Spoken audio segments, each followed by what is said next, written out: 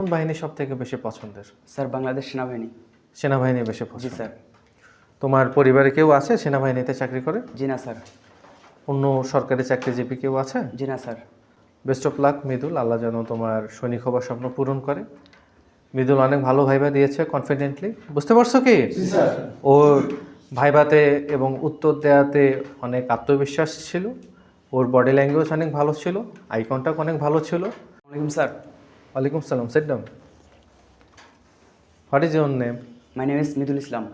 মৃদুল। জি sir. Mridul, তোমার নামের এটা তো বাংলায় একটা নাম। জি স্যার। এই নামের কোনো অর্থ আছে? জি স্যার। কি? ভদ্র, শান্ত, কোমল, নম্র।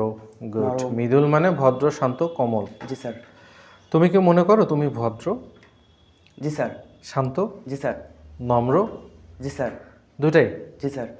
আচ্ছা মৃদুল, কেউ যখন তোমাকে বিনা অপরাধে তোমার সাথে যদি কেউ খারাপ ব্যবহার করে বা জি, স্যার। গালিগালাজ করে, তখন তুমি কি করো বা কি করবা?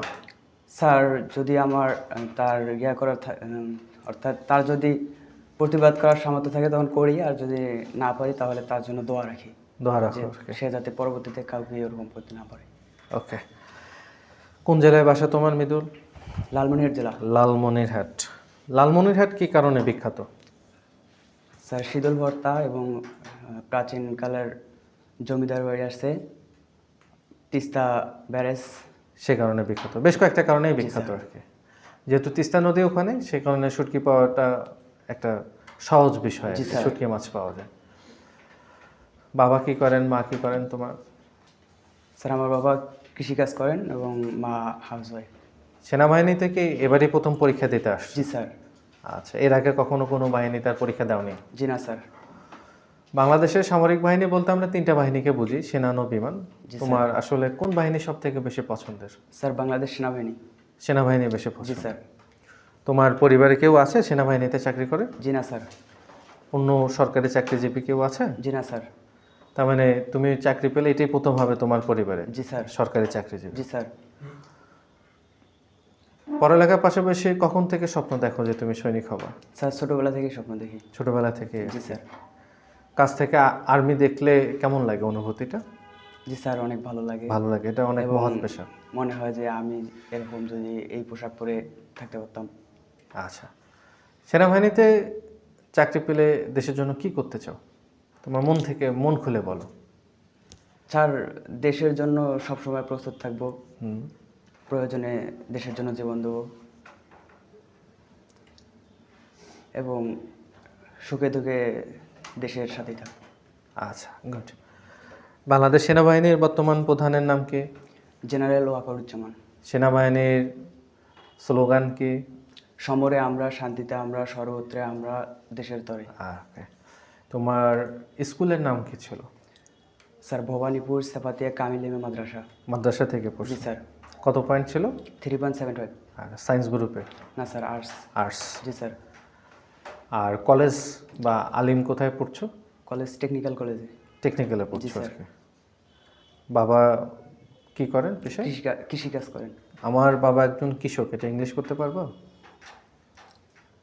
Sorry sir. আমি বাংলাদেশকে ভালোবাসি, এটা ইংলিশ করো তো। I love Bangladesh. ঠিক আছে, তাই না? ওকে। বাংলাদেশ সেনাবাহিনীর পূর্ব নাম কি ছিল? পূর্ব পাকিস্তান। না সরি স্যার। বলো। ইস্ট? কে বলতে পারবা? কি ছিল? East Bengal regiment. বাংলাদেশ সেনাবাহিনীর পূর্ব নাম কি ছিল? East Bengal regiment. ঠিক আছে কি? জি স্যার। 2026 সালের টি-20 বিশ্বকাপ কয়টি দেশে অনুষ্ঠিত হচ্ছে?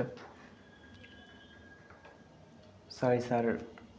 কে বলতে পারবা? দুইটি দেশে, ভারত এবং শ্রীলঙ্কা। ক্রিকেট খেলা দেখো না তোমরা? নাকি বাংলাদেশ এবার খেলছে না বিদায় ক্রিকেট খেলা বয়কট করছো?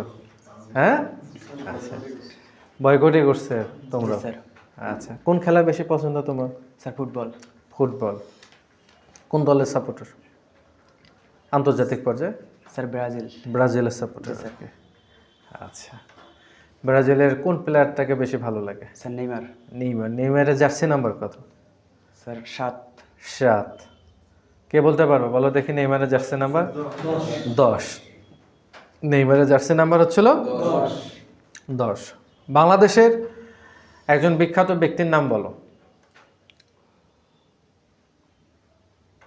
যে কেউ হতে পারে। বেগম রোকেয়া। বেগম রোকেয়া, গুড। বেগম রোকেয়াকে কি বলা হয়?